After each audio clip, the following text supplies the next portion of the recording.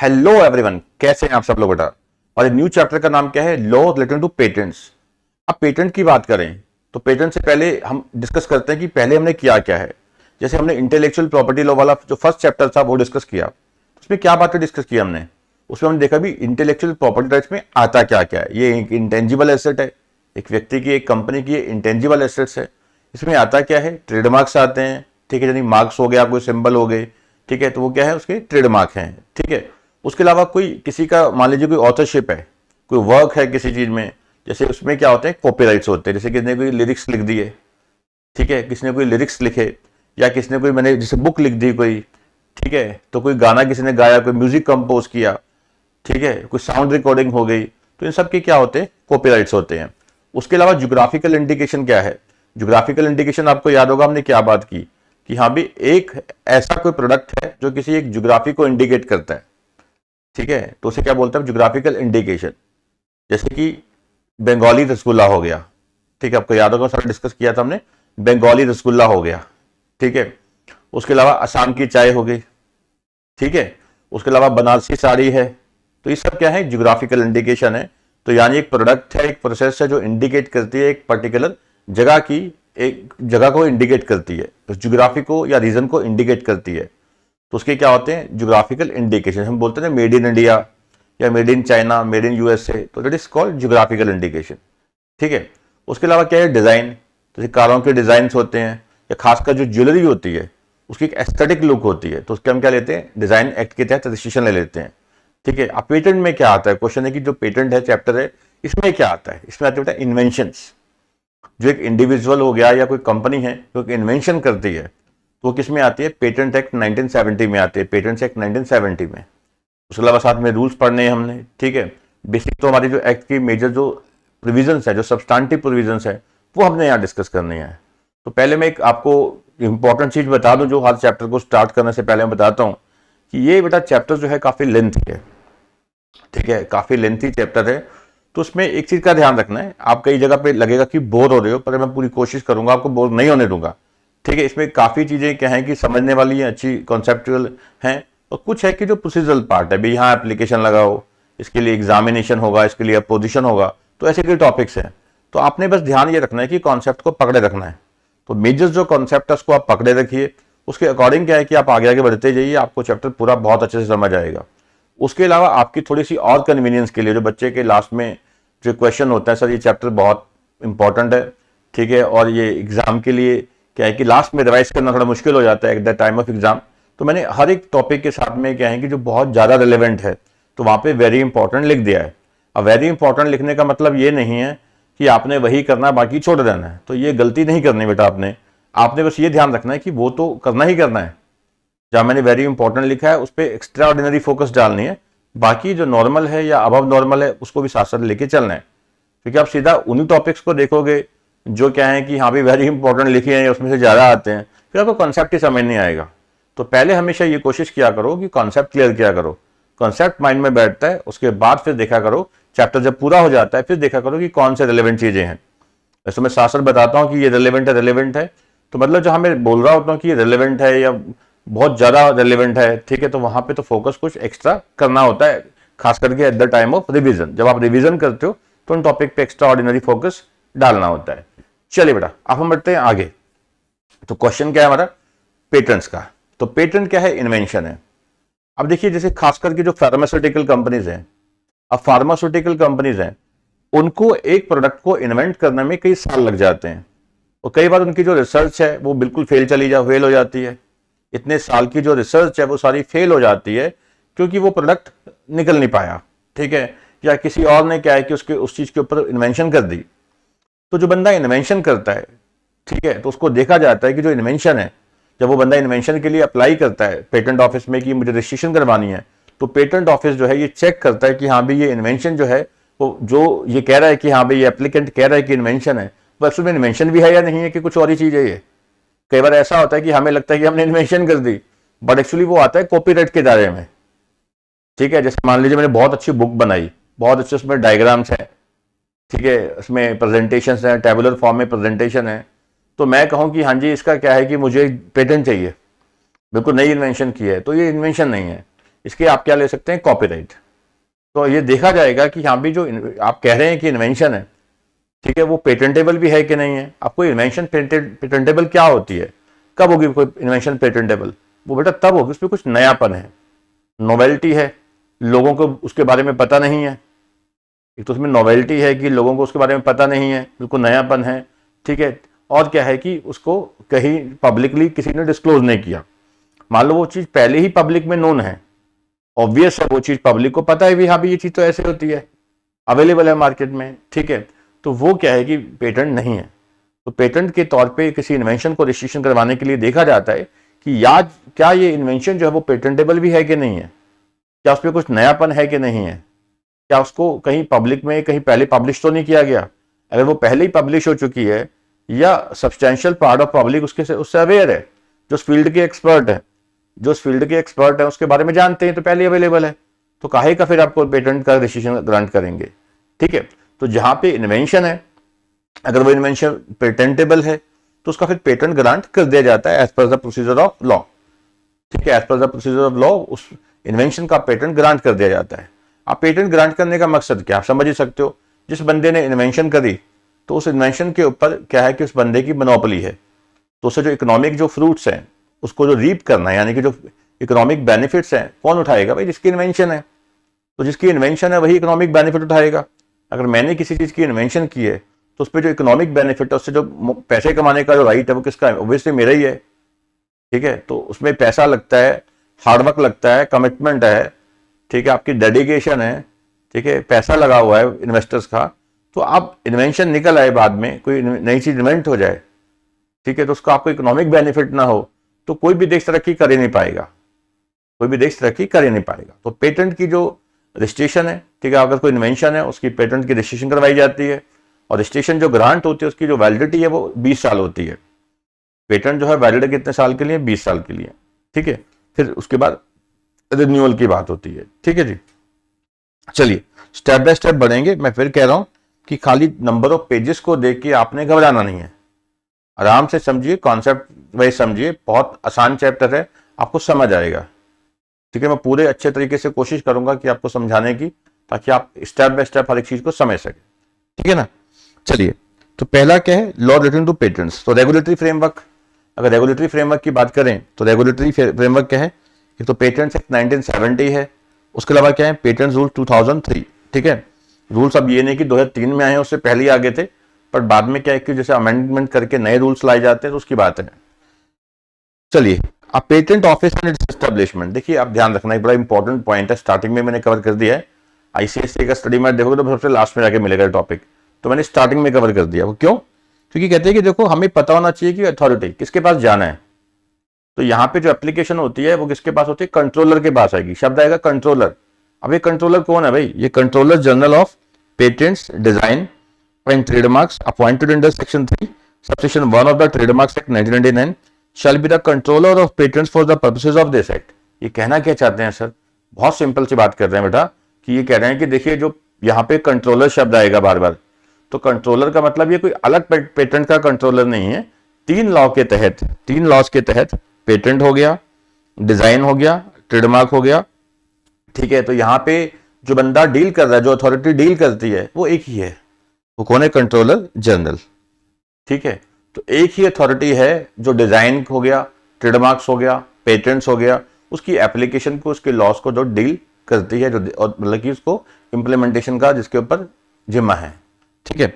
तो यहाँ पे कंट्रोलर की जब बात आएगी पेटेंट एक्ट में या डिजाइन एक्ट में बात आएगी कंट्रोलर की, ठीक है, या ट्रेडमार्क्स एक्ट में बात आएगी कंट्रोलर की, तो समझ जाइएगा एक ही बंदा है, ठीक है, एक ही कंट्रोलर है जो सभी एप्लीकेशंस को देख रहा है, कि अथॉरिटी यही है, ठीक है।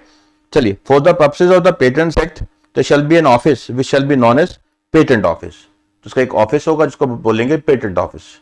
जो एप्लीकेशन लगाई जाती है वो पेटेंट ऑफिस में होती है, ठीक है। तो यहाँ कहीं पे पेटेंट ऑफिस लिखा होगा, कहीं पे कंट्रोलर लिखा होगा, मतलब बात एक ही हो रही है, ठीक है। यानी कि पेटेंट ऑफिस की बात हो रही है जहां पे कंट्रोलर बैठा है, ठीक है। सीजी में by notification in the official gazette specify the name of patent office, ठीक है। तो सीजी की मर्जी है पेटेंट ऑफिस का क्या नाम देना है, that is up to CG.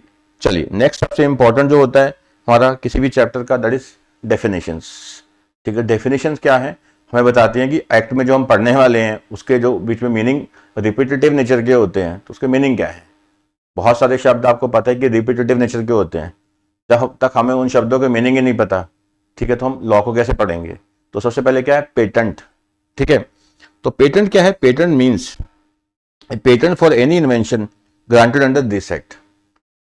तो किसी भी इन्वेंशन के लिए जो पेटेंट ग्रांट कर दिया जाता है, जो पेटेंट ग्रांट किया जाता है, ग्रांट का बहुत लंबा प्रोसीजर हम पढ़ेंगे। पेटेंट के लिए क्या है कि आप एप्लीकेशन लगाते हैं पेटेंट की, ठीक है, तो पूरा प्रोसीजर फॉलो होता है, तब जाके पेटेंट ग्रांट होता है। तो जो पेटेंट इस एक्ट के तहत, पेटेंट एक्ट 1970 के तहत जो पेटेंट ग्रांट किया गया है उसे हम क्या बोलेंगे, पेटेंट। अब बेसिक बात है, ठीक है, ये बार बार चलेंगे, रिपीट होंगी, तो समझिए क्या है, किसी भी इन्वेंशन को कहते हैं कि नया टर्म माना जाएगा novel if it is not anticipated by prior publication in the patent and non-patentable literature. That means an invention is novel if it has not been disclosed in the prior art. मतलब देखो अब patent में क्या है कि एक invention होनी चाहिए, ठीक है, एक इन्वेंशन होनी चाहिए और जिसका क्या है कि उस इन्वेंशन का पेटेंट ग्रांट किया जाना चाहिए। अब क्वेश्चन क्या है कि इन्वेंशन क्या होती है। इन्वेंशन क्या है कि एक नई चीज है। एक इन्वेंशन क्या है कि एक नई चीज कुछ होती है जो पहले पब्लिक में भी पब्लिश नहीं हुई, ठीक है, जो पब्लिक में पब्लिश नहीं हुई, ठीक है, किसी भी लिटरेचर में, पेटेंट का लिटरेचर था या नॉन पेटेंट का लिटरेचर था, अभी वो पब्लिश नहीं हुआ। That means an invention is novel if it has not been disclosed in the prior art, where the prior art means everything that has been published, presented और otherwise disclosed in the public before the date of filing, priority date of complete specification. वो सारा पढ़ना है बेटा हमने, अभी घबराइएगा मत। यहाँ पे आएगा प्रोविजनल स्पेसिफिकेशन।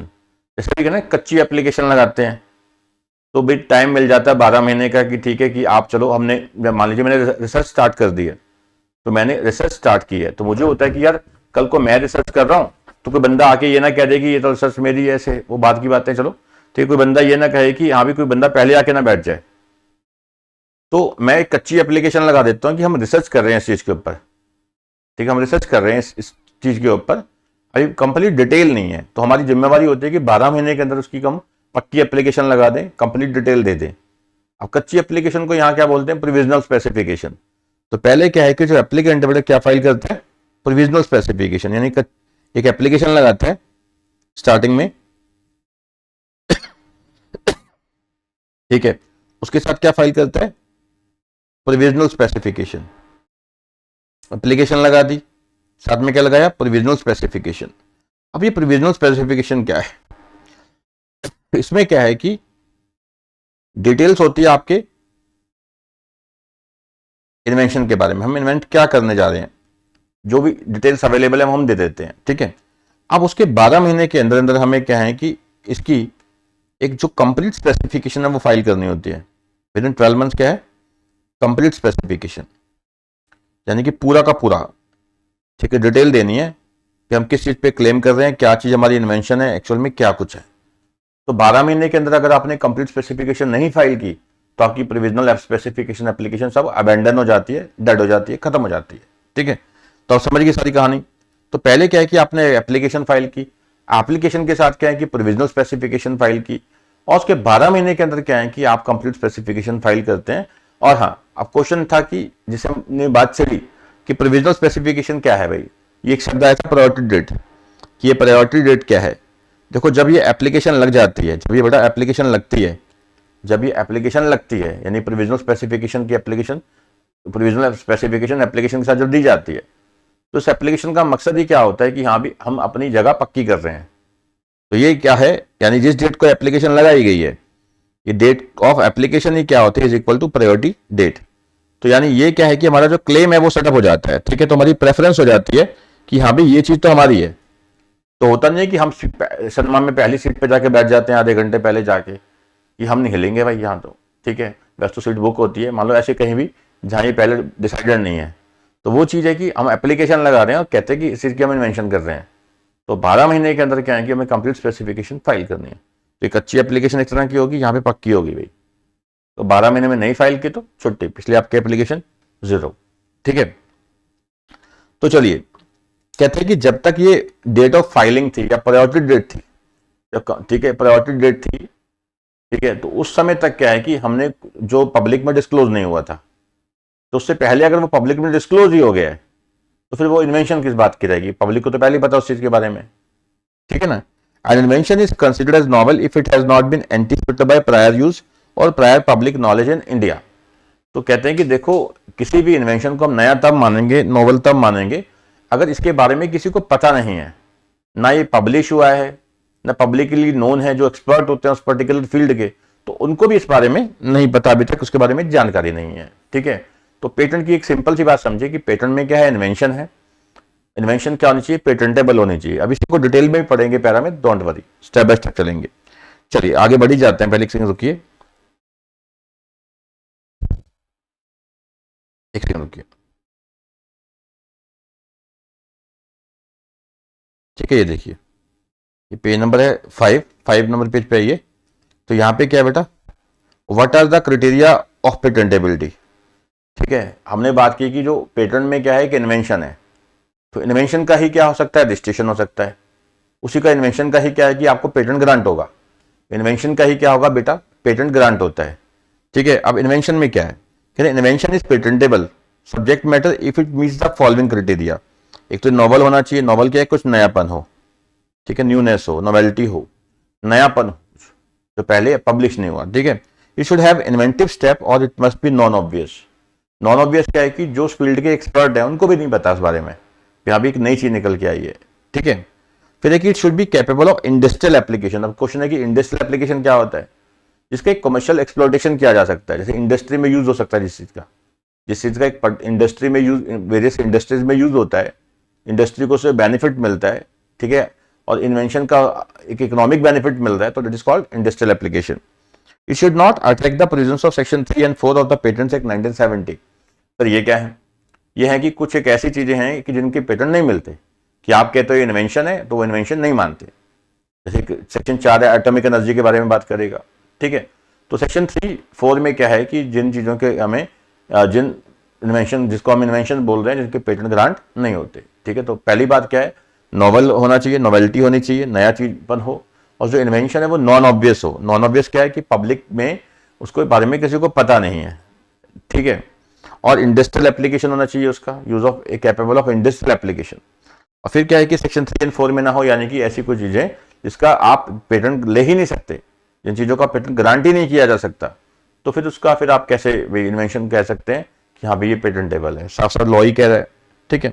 अब जो बात कर रहे थे हम इंडस्ट्रियल एप्लीकेशन क्या होता है, देखो मैंने अपनी तरफ से इस चैप्टर को पूरी कोशिश की है मैक्सिमम टू मैक्सिमम सिंप्लीफाई करने की।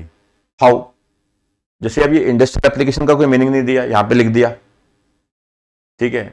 और जो टॉपिक्स हैं मैक्सिमम टू मैक्सिमम उसमें हेडिंग ऐड कर दी, हर पॉइंट के साथ हेडिंग, ताकि याद करना आसान हो, समझना आसान हो, बोरिंग ना लगे, कुछ चीज़ों को टेबुलर फॉर्म में कन्वर्ट कर दे जैसे, ठीक है।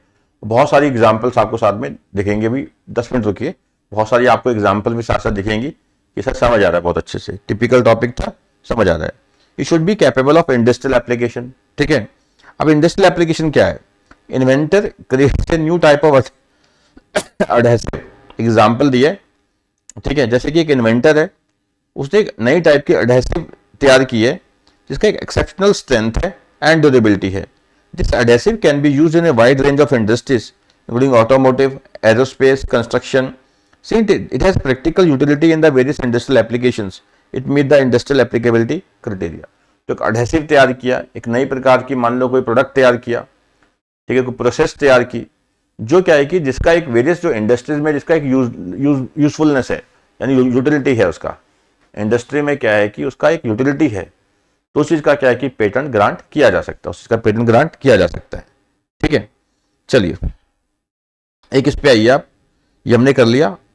नेक्स्ट टॉपिक पे आइए, मैं बीच बीच में से करा रहा हूं ताकि जो लिंक्ड है बिल्कुल, ठीक है। तो जैसे कि ये था व्हाट कैन बी पेटेंटेड, ठीक, सेम वही बात आ गई, क्या पेटेंट हो सकता है, एक इन्वेंशन का पेटेंट हो सकता है, ठीक है। ये सेक्शन 3 से ऊपर है बेटा, व्हाट आर नॉट इन्वेंशन से ऊपर, किस चीज का पेटेंट हो सकता है, इन्वेंशन का पेटेंट हो सकता है, ठीक है। इन्वेंशन क्या है, ठीक है, जिसमें एक इन्वेंटिव स्टेप हो, ठीक है, नॉन ऑब्वियसनेस हो, ठीक है, जो सेक्शन 3-4 में कवर्ड ना हो, ठीक है जी। इन्वेंशन रिलेटिंग इधर टू ए प्रोडक्ट और process that is new involving inventive step and capable of industrial application. हाँ, जो क्या है, कैपेबल ऑफ इंडस्ट्रियल एप्लीकेशन होनी चाहिए। जैसे हमने एडेसिव की एग्जाम्पल ली बेटा, can be patented, however it must not fall, same वही सेक्शन 3(4) में कवर्ड ना हो। तो सेम बात, ठीक है, इसमें कुछ एक्स्ट्रा नहीं है, ये वही है, ठीक है, जो हम यहाँ पे अभी करके आए हैं। ठीक है, चलिए बेटा वापस चलते हैं। नेक्स्ट है, ये पहली डेफिनेशन हमने पेटेंट की, ठीक है। नेक्स्ट है पाइए पेटेंटी, जिसको पेटेंट ग्रांट किया जा रहा है, ठीक है। तो वो क्या है, पेटेंटी है भाई, जिसका नाम क्या है, रजिस्टर ऑफ, जो मतलब कि पेटेंट का जो प्रोप्राइटर है या क्या है, गारंटी है, जिसको पेटेंट ग्रांट किया गया है, इसका नाम क्या है कि as a proprietor of the patent या as a guarantee of the patent add किया गया है, ठीक है, रजिस्टर में कंट्रोलर के द्वारा, तो उसे हम क्या बोलेंगे, पेटेंटी। ठीक है, means the person for the time being entered in the register as the grantee और प्रोप्राइटर ऑफ द पेटेंट। ठीक है, जो पेटेंट का प्रोप्राइटर है या गारंटी, जिसको पेटेंट एग्जैक्टली ग्रांट किया गया है, तो उसे हम क्या बोलेंगे, पेटेंटी। ठीक है, नेक्स्ट है इन्वेंशन पे आइए आप। इन्वेंशन क्या है भाई, सेम जो बातें कर रहे हैं, नया प्रोडक्ट है, नई प्रोसेस है, इन्वेंटिव स्टेप है, इंडस्ट्रियल एप्लीकेशन है। इन जो हम पढ़ के आए हैं उसको, ठीक है, जो हम इन्वेंशन का पढ़ के आए हैं क्या था, एक नोवेल्टी होना चाहिए, नॉन ऑब्वियसनेस होना चाहिए, इंडस्ट्रियल एप्लीकेशन होना चाहिए। ठीक है, तो ये कहते हैं न्यू प्रोडक्ट या प्रोसेस। तो इन्वेंशन जो है वो किसी प्रोडक्ट का हो सकता है, नया प्रोडक्ट हमने इजाद किया, या कोई प्रोसेस, ठीक है, involving an inventive step and capable of industrial application, and capable of industrial application. ठीक है, नेक्स्ट है इन्वेंटिव स्टेप क्या है भाई, ठीक है, इन्वेंटिव स्टेप क्या है, means a feature of an invention that involves technical advance as compare to existing knowledge और हैविंग इकोनॉमिक सिग्निफिकेंस और both, and that makes the invention not obvious to a person skilled in the art. तो बहुत simple सी बात कह रहे हैं, जो हम पढ़ रहे हैं वही बातों में से बात है। क्या बोलते हैं कि इन्वेंशन क्या है, इन्वेंटिव स्टेप क्या है। इन्वेंशन में क्या है, प्रोडक्ट है, प्रोसेस है, जिसमें एक इन्वेंटिव स्टेप है, और जो capable of industrial application. Question है कि इन्वेंटिव स्टेप क्या भाई, जो कहते हैं कि एक इन्वेंशन है जिसमें क्या है कि एक टेक्निकल एडवांसमेंट है। जैसे हम एक प्रोडक्ट बना, उसका एक ना अपग्रेडेड वर्जन बन गया, ठीक है, तो उसका इंप्रूव्ड वर्जन बन गया, तो एक नया बिल्कुल ही इंप्रूव्ड वर्जन है, नयापन है उसमें। तो ये क्या है कि एक इन्वेंटिव स्टेप है, जो क्या है कि एक टेक्निकल एडवांसमेंट है, जो मार्केट में एग्जिस्टिंग जो नॉलेज है, एग्जिस्टिंग जो प्रोडक्ट हैं या प्रोसेस अवेलेबल हैं, उससे डिफरेंट क्या है कि हमारा एक क्या है कि एक हमने टेक्निकल एडवांसमेंट किया है, ठीक है, जिसका एक सिग्निफिकेंस, एक इकोनॉमिक इन्फ्लुएंस भी है, ठीक है, इकोनॉमिक सिग्निफिकेंस है, या फिर दोनों। And that makes invention not obvious to a person skilled the art. जो आपने टेक्निकल एडवांसमेंट किया है, तो जो फील्ड में वो आपने जो टेक्निकल एडवांसमेंट किया है, उस फील्ड के लोग भी क्या है कि उसके बारे में ज्यादा नहीं जानते। ठीक है, legal representative means a person who in law represent the estate of A disease person. ये सिंपल है, ठीक है। तो लीगल रिप्रेजेंटेटिव क्या है, जब बंदा मर गया है तो उसकी जो स्टेट को रिप्रेजेंट करता है, जैसे फादर की डेथ होती है तो बेटा रिप्रेजेंट कर रहा है, मान लो, ठीक है। नेक्स्ट क्या है, new invention means any invention और technology which has not been anticipated by publication in any document or used in the country or elsewhere in the world before the date of filing of patent application with the complete specification. That means subject matter has not fallen into public domain or that it does not form part of state of art. तो कहते हैं कि देखो, जो चीज अभी market में किसी को पता ही नहीं, ना कभी वो पब्लिक डोमेन में आई, ना वो कभी पब्लिश हुई, जो एक तरह से जो उस फील्ड के एक्सपर्ट लोग भी हैं, ठीक है, जो उस आर्ट के, उस फील्ड के जो एक्सपर्ट लोग भी हैं, उनको भी क्या है कि इस इन्वेंशन के बारे में कुछ नहीं पता कि एक नई चीज निकल के आई है, एक बिल्कुल नई चीज निकल के आई है। ठीक है, नेक्स्ट आइए वापस। नेक्स्ट है पेटेंट कॉपरेशन ट्रीटी। अब ये क्या होता है, देखो अब दो ऑप्शन होती हैं, एक तो हम खाली यहीं पे एप्लीकेशन लगाते हैं, तो हमें कि हमें पेटेंट लॉ के तहत प्रोटेक्शन चाहिए इंडिया में, तो इंडियन लॉ के तहत इंडिया में हमें क्या है कि पेटेंट्स लॉ के तहत प्रोटेक्शन चाहिए, तो ठीक है, हमने सिंपल एप्लीकेशन लगाई इंडिया में, कंट्रोलर के पास बात खत्म। और दूसरा होता है कि हम चाहते हैं कि जो हमें प्रोटेक्शन है वर्ल्ड वाइड मिले। अब वर्ल्ड वाइड भी क्या है कि एक एग्रीमेंट है, पीसीटी है, ट्रीटी है, तो जो कंट्री इस ट्रीटी का हिस्सा है, ठीक है, तो वहां आपको प्रोटेक्शन मिल जाती है। अगर आप पीसीटी एप्लीकेशन लगाते हो तो इसका मतलब ये नहीं है कि वर्ल्ड वाइड आपको प्रोटेक्शन मिल जाएगी। मेन तो यही है कि हाँ, जो पीसीटी, जो एक ट्रीटी क्या होता है, एक इंटरनेशनल एग्रीमेंट, जो देशों के बीच में एग्रीमेंट होते हैं उसको ट्रीटी बोलते हैं, ठीक है। तो ट्रीटी में क्या होता है कि हाँ भी जो कंट्रीज, जो कंट्रीज क्या है इस ट्रीटी का हिस्सा है, ठीक है, जो कंट्रीज इस ट्रीटी का हिस्सा है, तो वहां वहां उन देशों में क्या है कि प्रोटेक्शन मिलेगी। जैसे मान लीजिए 125 कंट्री हैं, 125 कंट्रीज हैं जो उस ट्रीटी का पार्ट है, तो इंडिया उसमें से कंट्री है, तो हम मैंने एप्लीकेशन लगा दी, पीसीटी में भी लगा दी, तो मुझे ये नहीं कि खाली अब इंडिया में प्रोटेक्शन मिलेगी, अब ये नहीं है कि खाली मुझे इंडिया में उस पेटेंट की प्रोटेक्शन मिलेगी, मुझे वर्ल्ड वाइड यानी उस 125 कंट्रीज में, वर्ल्ड वाइड नहीं, ठीक है, वर्ल्ड वाइड उस 125 कंट्रीज में मुझे प्रोटेक्शन मिलेगी, ठीक है, मेरे पेटेंट को, ठीक है। PCT means the patents cooperation treaty done at Washington on 90th day of June 1970 as amended and modified from time to time, ठीक है। तो पीसीटी का मतलब क्या है कि जो पेटेंट कॉपरेशन ट्रीटी है, ठीक है, आपस में एग्रीमेंट हुआ 19 जून 1970 को, ये लास्ट में जाके टॉपिक्स हैं इंटरनेशनल एप्लीकेशन के, वहां जाके डिटेल में डिस्कस होने हैं, ठीक है। तो इंटरनेशनल एप्लीकेशन क्या है, यही जो पीसीटी के अकॉर्डिंग्स, पीसीटी के अकॉर्डिंग्स यानी पेटेंट कॉपरेशन ट्रीटी के अकॉर्डिंग्स जो एप्लीकेशन लगाई जाती है पेटेंट को अप्लाई करने की, जो एप्लीकेशन लगाई जाती है तो उसे हम क्या बोलते हैं, इंटरनेशनल एप्लीकेशन, ठीक है। नेक्स्ट है ट्रू एंड फर्स्ट इन्वेंटर, जो फर्स्ट टाइम, ठीक है, जिसको एक इन्वेंशन जिसने निकाली, तो वो क्या है कि ट्रू एंड फर्स्ट इन्वेंटर, ठीक है। Does not include either the first importer of the invention into India, यानी कि इन्वेंट किया अमेरिका में किसी ने, तो हमने तो खाली इंपोर्ट किया, तो पहले सबसे पहले मैंने इंपोर्ट किया है इंडिया में, तो इंडिया में तो किसी को पता ही नहीं था भाई, उस इन्वेंशन के बारे में इंडिया में किसी को पता ही नहीं था, तो सबसे पहले किसने निकाला भाई, मैंने इंपोर्ट किया इंडिया में, तो मेरे से ही मुझे ही पता, मैंने ही बताया लोगों को ये चीज का, तो मैं कोई ट्रू एंड फर्स्ट इन्वेंटर तो नहीं, ठीक है। और a person to whom an invention is first communicated from outside India, समझ गए। तो ट्रू एंड फर्स्ट इन्वेंटर होता कौन है, तो जिसने वो चीज इन्वेंट की, मान लो जो एक चीज क्या है कि एक नई चीज थी, नोवेल्टी वही, ठीक है, एक नॉवल चीज थी, एक प्रोडक्ट था या प्रोसेस था जो कैपेबल ऑफ इंडस्ट्रियल एप्लीकेशन था, और जो प्रायर आर्ट है, ठीक है, जो उस फील्ड में जो लोग हैं, एक्सपर्ट हैं, उनको भी उसके बारे में जानकारी नहीं है, ठीक है, तो मैंने वो चीज निकाली, तो I am true and first inventor. अब जो चीज पहले ही अवेलेबल है वर्ल्ड में कहीं पे किसी कंट्री में, तो मैं खाली इंपोर्ट करके लेके आ गया, या मैंने ही उस चीज को लाके यहाँ पे लोगों को बताया उसके बारे में, तो क्या मैं ट्रू एंड फर्स्ट इन्वेंटर हो गया? ऑब्वियसली मैं ट्रू एंड फर्स्ट इन्वेंटर बेटा नहीं हुआ, ठीक है। चलिए नेक्स्ट, एक्सक्लूसिव लाइसेंस। कई बार क्या होता है कि जैसे मान लीजिए मैंने पेटेंट का रजिस्ट्रेशन करवाया अपने नाम पे, अब मैंने उसका आपको लाइसेंस दे दिया कि मैं भी यूज नहीं करूंगा, ठीक है, तो मैं भी यूज नहीं करूंगा, कोई और यूज नहीं करेगा, ना मैं यूज करूंगा, खाली आप ही यूज करोगे, तो ये क्या है, एक्सक्लूसिव लाइसेंस, ठीक है। तो यानी मैं भी यूज करूंगा, आप भी करेंगे, आपको भी लाइसेंस दे दिया, तो इंक्लूसिव लाइसेंस है, अभी आप भी करेंगे मैं भी करूंगा, ये तो क्या है, इंक्लूसिव लाइसेंस है। पर जहां पे मैंने आपको लाइसेंस ग्रांट कर दिया as per the provisions of law, मैंने आपको लाइसेंस दे दिया, चलो आप ही यूज करेंगे, तो ये एक्सक्लूसिव है, आप भी यूज करेंगे मैं भी करूंगा, या आपके अलावा दो लोगों को और दे दिया लाइसेंस मैंने पेटेंट का कि आप इसको बनाइए, इस प्रोडक्ट को या प्रोसेस को यूज कीजिए, ठीक है, तो फिर आप क्या एक्सक्लूसिव लाइसेंस ही हुए? नहीं हुए ऑब्वियसली। तो जहां पे एक लाइसेंस दिया गया है, ट्रू एंड फर्स्ट इन्वेंटर के द्वारा किसी को लाइसेंस दे दिया गया है, ग्रांट किया गया है, ठीक है, और लाइसेंस जो है एक्सक्लूजन ऑफ ऑल अदर्स है, बाकी सबको निकाल दिया, किसी को नहीं देंगे, आप ही को दिया है, और इवन के जो जिसने इन्वेंट किया वो भी नहीं यूज करता, जो पेटेंटी है, ठीक है, वो भी नहीं यूज करेगा इसको, तो ये क्या exclusive license. Exclusive license means a license from a patentee which confers on the licensee or on the licensee and persons authorized by him, ठीक है।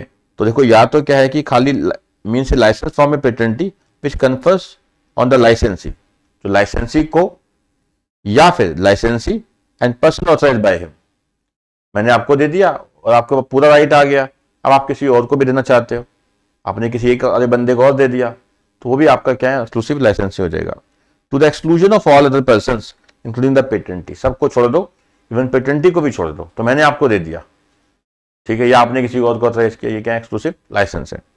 Any right in respect of patented invention and exclusive लाइसेंसी shall be constituted accordingly, ठीक है। तो exclusive licence में क्या आया, जो किसी पर्टिकुलर व्यक्ति को जो एक लाइसेंस ग्रांट कर दिया गया है, ठीक है, लाइसेंस ग्रांट कर दिया गया है, इवन जो पेटेंटी है वो भी अब यूज नहीं कर सकता, ना कोई और यूज कर सकता है, ठीक है। तो जिसको लाइसेंस ग्रांट किया गया एक्सक्लूसिव, तो उसको क्या बोलेंगे, एक्सक्लूसिव लाइसेंसी, ठीक है। नेक्स्ट एडवांटेज क्या है पेटेंट के, देखो सबसे पहले क्या है, मैंने आपको स्टार्टिंग यही बताई कि पेटेंट की क्या एडवांटेज है भाई, इतनी मेहनत लग रखी है, पैसा लग रखा है, ठीक है, आपने इतनी एफर्ट लगा रखे हैं, लाइफ टाइम इतने एफर्ट्स लगाए हैं, इतनी मेहनत की है आपने, पैसा लगा हुआ है, ठीक है, आपकी एस्पिरेशंस हैं, अगर आपको इकोनॉमिक बेनिफिट ही नहीं मिलेंगे आपके इन्वेंशन के, ठीक है, तो कहेगा फिर आप एफर्ट लगाएंगे नेक्स्ट टाइम। तो जो बंदा इन्वेंशन कर रहा है उसको उसके क्या है, उसको उसके क्या है कि रिवॉर्ड तो मिलने चाहिए, ठीक है। तो ये वही बात है, जैसे कि अब रिवॉर्ड क्या है कि जैसे पेटेंट किया हमने, ठीक है, हमने इन्वेंशन की, पेटेंट का उसका हमने रजिस्ट्रेशन करवाया, तो जो प्रोडक्ट का या प्रोसेस का जो इन्वेंशन है तो खाली मैं ही यूज कर रहा हूँ, या मैंने आपको लाइसेंस दिया और लाइसेंस से मुझे इनकम आ रही है बैठे बैठाए, तो ऐसे।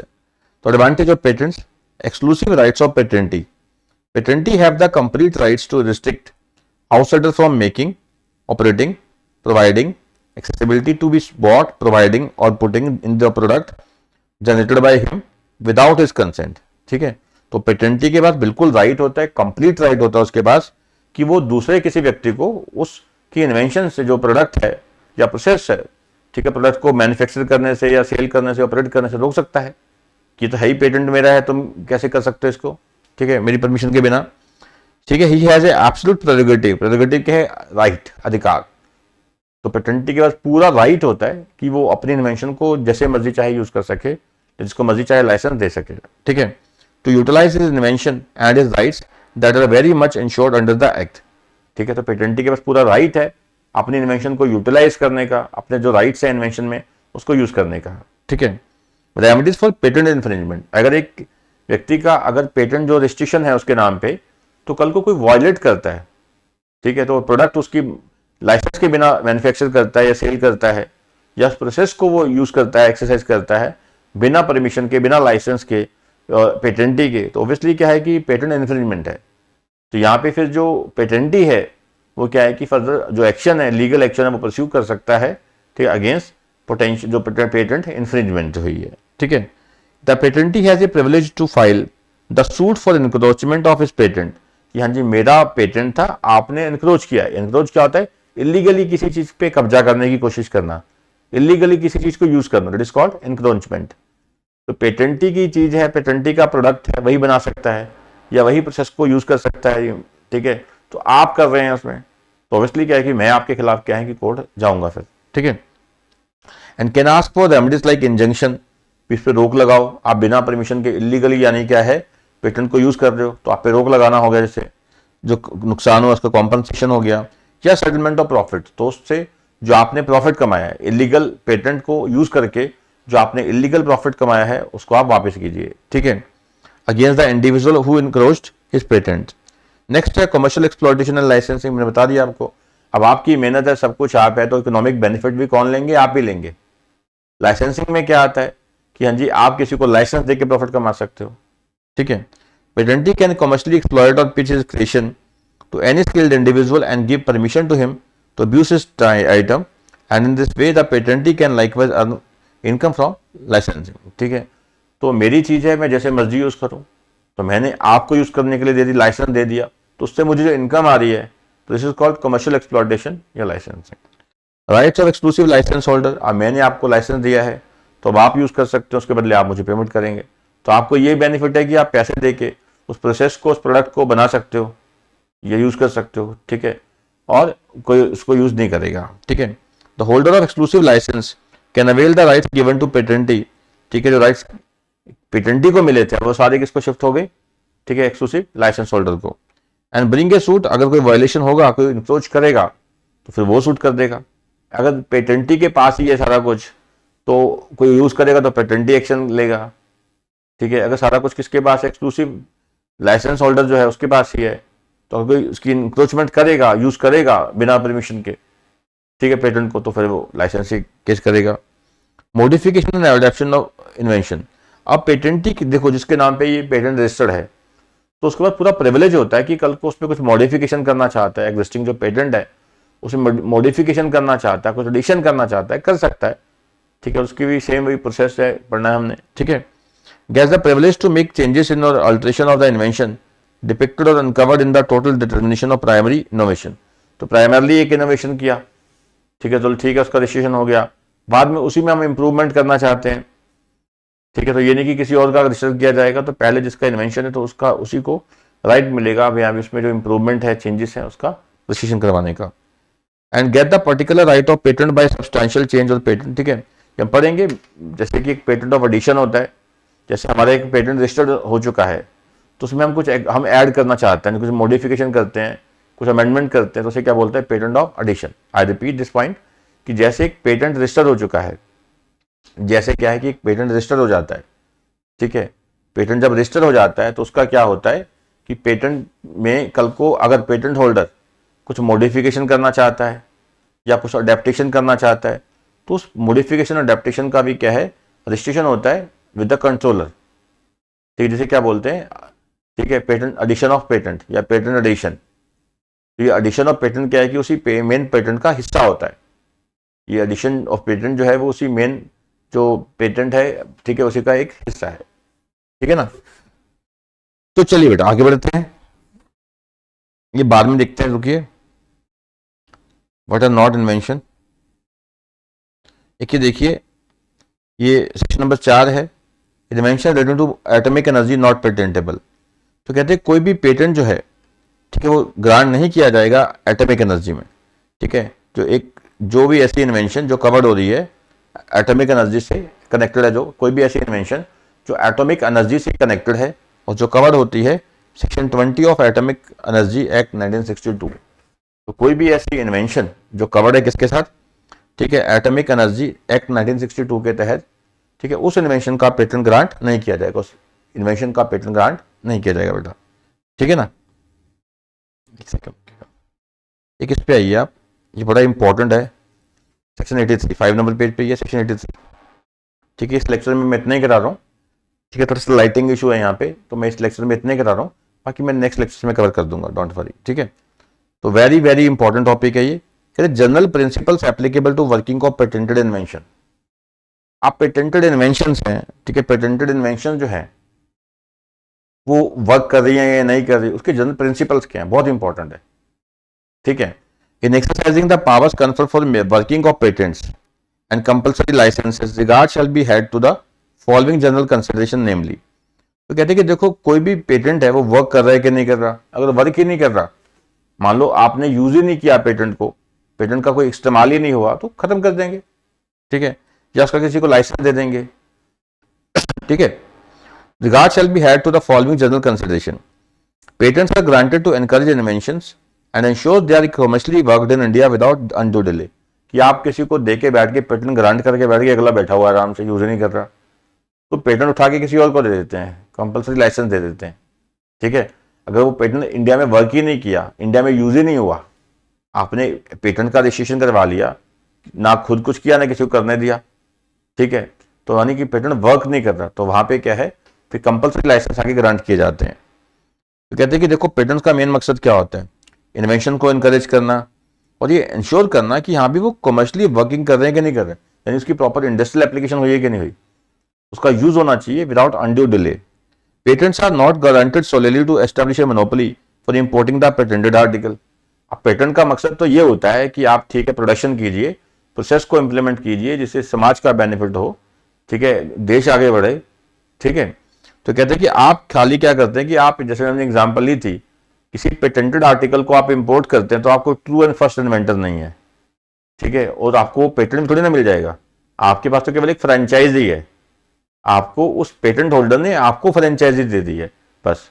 ठीक है, तो कहते हैं कि खाली आप मोनोपोली करोगी तो खाली हम ही इंपोर्ट करते हैं विदेश से, और कोई इंपोर्ट करके यहाँ माल सप्लाई नहीं करता किसी को, तो खाली एक पर्टिकुलर चीज के हम खाली इंपोर्टर इंडिया में होने के कारण हम कहें कि हमें इंडिया में उसका क्या है कि पेटेंट ग्रांट कर दो, how could it be possible.